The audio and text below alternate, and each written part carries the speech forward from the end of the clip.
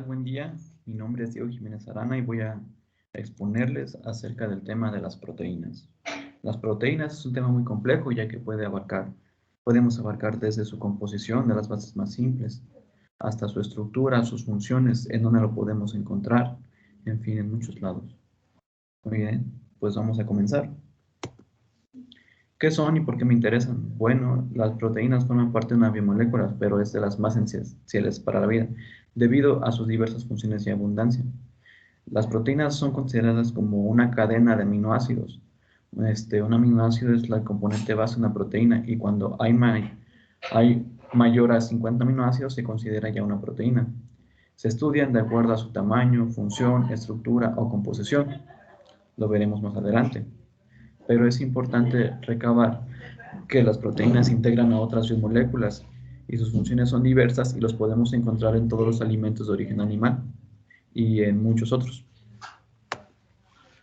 Como composición, pues ya habíamos hablado de que las proteínas son biomoléculas y las biomoléculas están compuestas por átomos los conocidos CHOMS, que son carbono, hidrógeno, oxígeno, nitrógeno, fósforo y azufre. Uniéndose estos átomos forman lo que son los aminoácidos. Y un aminoácido es un compuesto orgánico que tiene una parte amino, un grupo carboxilo y una cadena lateral R. Esta cadena R le adquiere diversas propiedades y es lo que lo diferencia en la clasificación de aminoácidos que veremos posteriormente. Cuando se une más de un aminoácido mediante un enlace peptídico, también lo estudiaremos más adelante, se forma lo que es una cadena de aminoácidos. Y como habíamos dicho, cuando esta cadena es mayor a 50 aminoácidos, tenemos una proteína, las cuales pueden adquirir diferentes estructuras dependiendo su conformación en el espacio y los distintos aminoácidos que lo conforman y su función.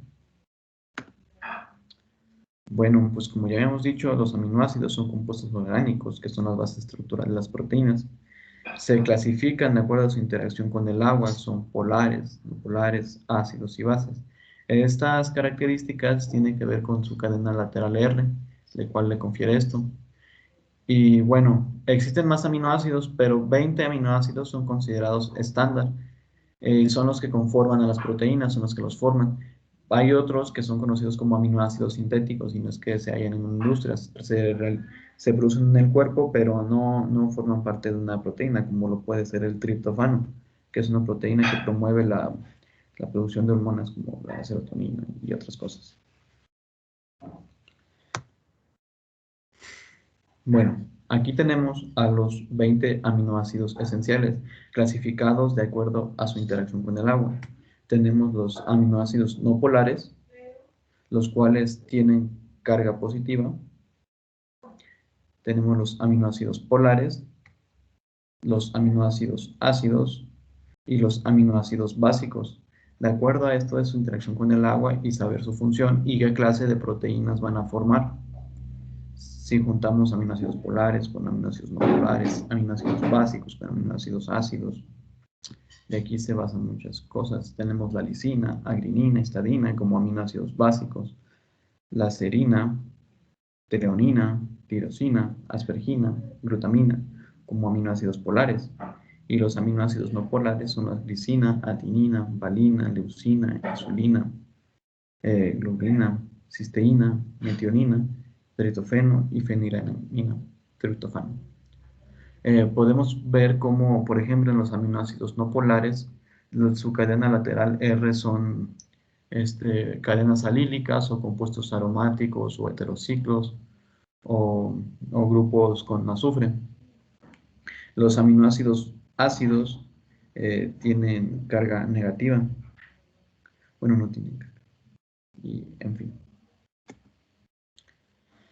Enlace peptídico. Los aminoácidos se unen mediante ese enlace tipo amida llamados peptídicos. Al reaccionar el grupo amino de uno con el carboxilo ácido del otro, se da lugar a una secuencia de aminoácidos unidos por un enlace covalente fuerte. Como habíamos dicho, este es el enlace peptídico y ya cuando tenemos más de un aminoácido se considera un péptido y más péptidos conforman una proteína. Los péptidos son compuestos formados por la unión de aminoácidos mediante la unión peptídica. Se clasifican de acuerdo a su número de los aminoácidos. Puede ser un dipéptido si son dos aminoácidos, tripéptidos si son tres aminoácidos, en fin.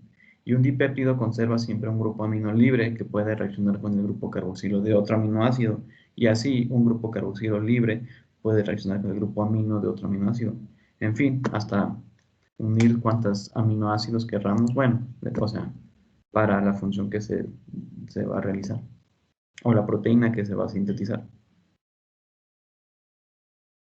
La estructura de las proteínas. Bueno, debido a las diferentes clases de aminoácidos, su interacción con el medio y sus funciones, las proteínas se encuentran plegadas o extendidas de manera específica y selectiva, adaptando diferentes conformaciones tridimensionales, por lo que se clasifican de acuerdo a su estructura, como son las estructuras primarias, que está formada por residuos de aminoácidos, secundarias, que aquí pueden tener dos clases de estructuras, terciarias, cadena polipéptida, y cuaternarias, sus subunidades ensambladas. Aquí ya es porque tenemos la presencia de otros átomos que veremos posteriormente.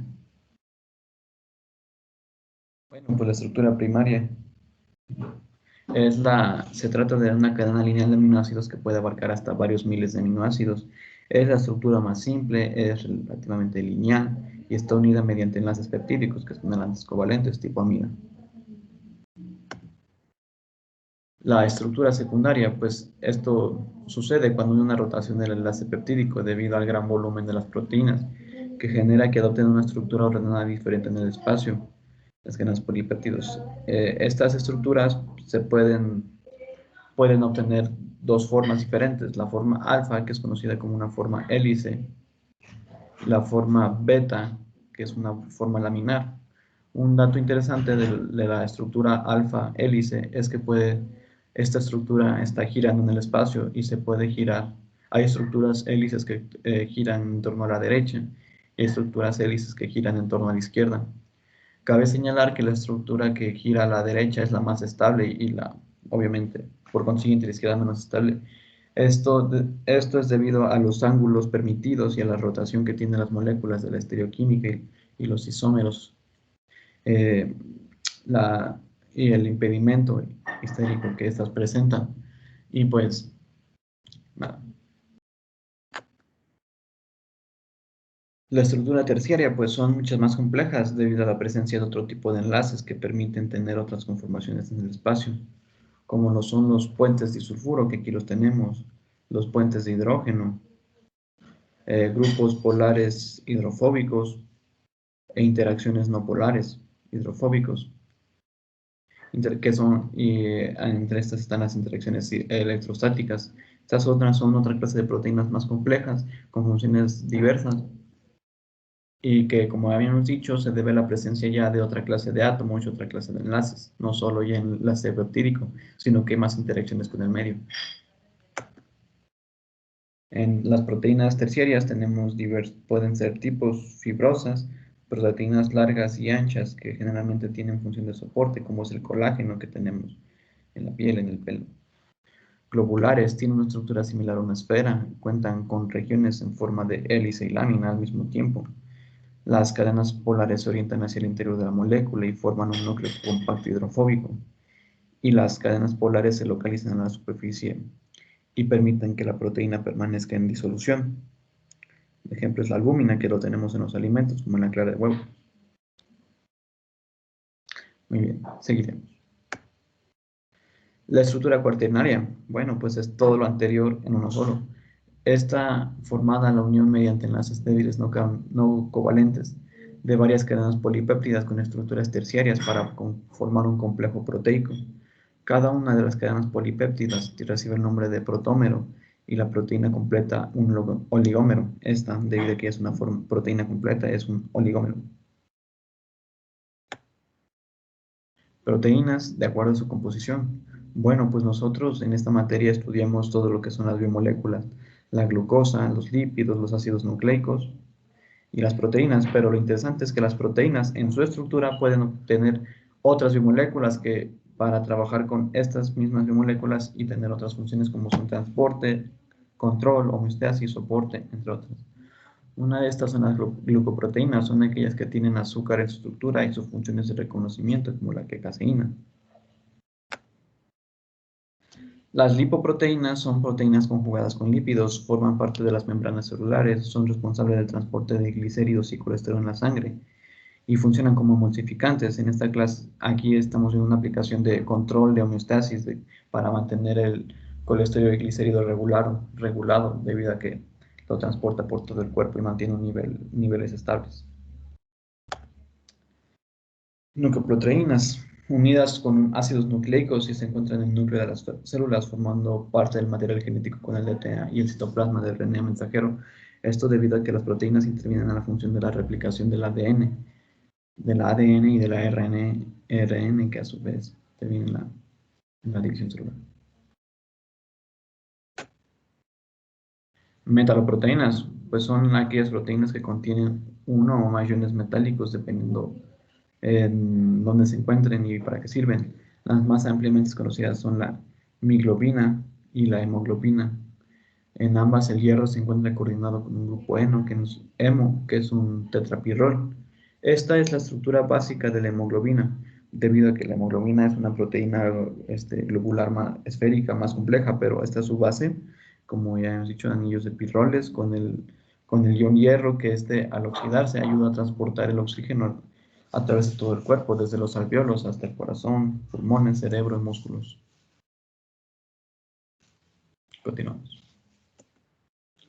Bueno, ya que hablamos de que las proteínas se pueden, cómo se conforman a partir de átomos, aminoácidos, péptidos, polipéptidos, sus estructuras que forman, que son primarias, secundarias con hélice o lámina, terciarias debido a diferentes tipos de enlaces, y cuaternarias que forman oligómeros, y a su composición, dependiendo si tienen glucosa, lípidos, ácidos nucleicos o iones metálicos para el transporte, pues ahora podemos hablar de las diversas funciones que tienen las proteínas.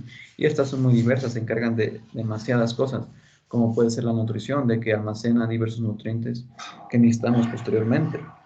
Transporte, la hemoglobina que transporta el oxígeno, la defensa, los anticuerpos como la IgG, los catalizadores biológicos como las enzimas digestivas que realizan reacciones bioquímicas, el trabajo mecánico, todas las contracciones, los movimientos que tenemos en nuestro cuerpo, control, que son las hormonas, que ayudan a regular niveles de ciertas sustancias en el cuerpo.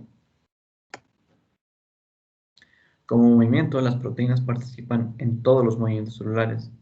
Algunas forman parte de la estructura del citoesqueleto y son activas en la división celular, como la endocitosis y la exocitosis. Un ejemplo de proteínas que ayudan al movimiento son en los músculos, ya que los músculos se refieren a la contracción de las proteínas de filamentos de miosina con filamentos de actina y cabezas de miosina, que son hebras, que cuando hay un gradiente de iones de una bomba sodio-potasio, genera, desde el impulso nervioso, genera una contracción muscular debido a la contracción de estas proteínas de actina y miosina. Catalizadores, pues aquí tenemos las enzimas, que son proteínas que digieren y aceleran miles de reacciones químicas. En este proceso, las enzimas hacen una digestión, capturan energía y hacen biosíntesis para degradar sustancias o producir otras que son necesarias para el cuerpo humano. Aquí una enzima trabaja de que a lo que va a degradar se le llama sustrato, entonces cuando se juntan se forma un complejo enzima-sustrato y a la reacción bioquímica da un producto específico. Es importante tener en cuenta que las enzimas son estereoselectivas, que algunas enzimas sirven para ciertas cosas, pero no pueden degradar lo que sea. Es importante y también se puede inhibir su trabajo de las enzimas y esto ocasiona diversas enfermedades, malestares. Por eso hay que tener en cuenta una buena alimentación, ya que no podemos degradar todo. La defensa, pues existe una gran diversidad de proteínas que cumplen diversas funciones como estructura y también defensa. Un ejemplo es la queratina, que se encuentra en la piel, uñas y pelo. Protege el cuerpo de daños químicos y mecánicos. Algo importante es que la queratina, debido a que sus funciones de defensa soportan muchas condiciones, por eso la gente que se come las uñas no se digieren, no son insolubles en agua y también aguantan los ácidos estomacales, por eso es riesgoso para la salud que tengan este pésimo hábito. Otro ejemplo es la trombina, que impide la pérdida de sangre cuando los vasos sanguíneos se lesionan, debido a que la trombina promueve la producción de fibrógeno y esta produce la fibrina, que hace que se produzcan plaquetas en el cuerpo, las cuales a través de diferentes reacciones se unen y forman tejido conectivo, que es el proceso de cicatrización lentamente. Vasoconstrictores. Y transporte, pues el transporte de iones dentro y fuera de las membranas celulares es una función muy importante, porque ciertas proteínas se encargan de esta labor, como la ATPasa, que es encargada de regular el transporte de los iones sodio-potasio, y como ya habíamos dicho, la hemoglobina es la encargada de transportar el oxígeno, y las lipoproteínas que transportan lípidos desde el hígado a otros órganos, ya que el lípido es una fuente esencial de energía y aparte funciona para la producción de hormonas, entre otras cosas. La nutricional. Determinadas proteínas actúan como reserva de nutrientes esenciales, como la ovoalbúmina que se encuentra en la clara de huevo. Esta clara de huevo es una reserva de energía, de nutrientes que el huevo necesita para crecer. Pero estas proteínas se pueden desnaturalizar sometiéndose a condiciones como calor o acidez. Esto pasa y lo que hace es que el desnaturalizar una proteína quiere decir que se descompone en sus péptidos constitucionales. Entonces, cuando cocinamos un huevo, descomponemos todas las proteínas que estas lo forman y las digerimos y nuestras enzimas pueden degradar mejor estas proteínas que se han convertido en péptidos que si comemos un huevo entero crudo. Control. Pues la unión de una molécula hormonal con un factor de crecimiento a los receptores en sus células modifican la función celular. Un ejemplo es la insulina y glucagón. Estas encargadas de regular la concentración de glucosa en la sangre y para que no haya un factor hiperglucémico.